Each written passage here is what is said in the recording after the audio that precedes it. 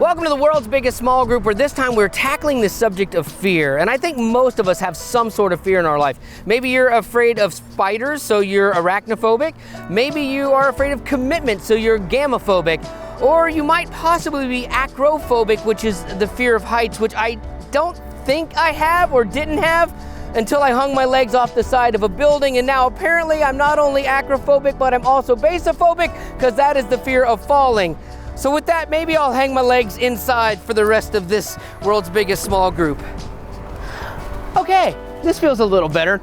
So why are we talking about fear? Well, because the Bible talks about it hundreds of times. And of course you have those moments that are, fear not, when an angel shows up, because that would kind of freak you out. But it also addresses more common everyday fears that we all have. And the Bible talks about it so much, I think, and I believe, because God knows it was something that we would struggle with.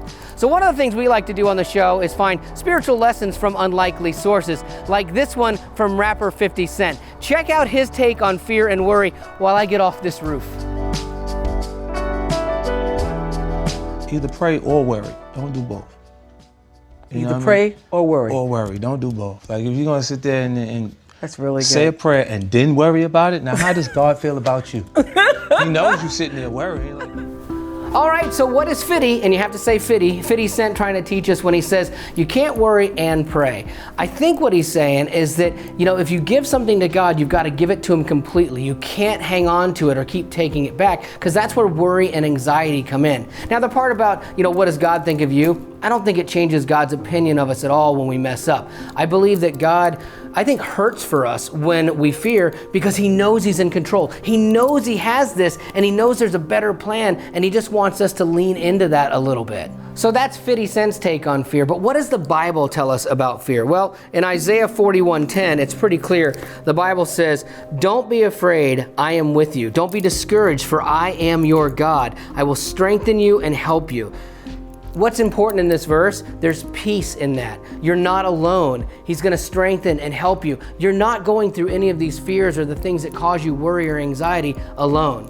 Now, me personally, I have maybe a weird fear. I don't know if you've ever struggled with this or not, but I had a fear of losing my family, but not for the reason you might think. Like, losing my family would be devastating to me. They're the greatest loves of my life, my wife and my daughter. And I just had this uncontrollable fear that anytime they were traveling, if I wasn't with them, that I was gonna get that phone call that told me that they had been killed. And it was causing me anxiety, and not for the reason you think. The reason was because if I had lost them, I feared what that would do to my relationship with God. I feared that it would make me incredibly angry, incredibly bitter, and I would turn my back on him. That's really where my fear lied, because I knew they would be with God in heaven, but I didn't know that I could handle that. And it wasn't until I was able to give my family and the fear of losing my family up to God that my life and my faith changed.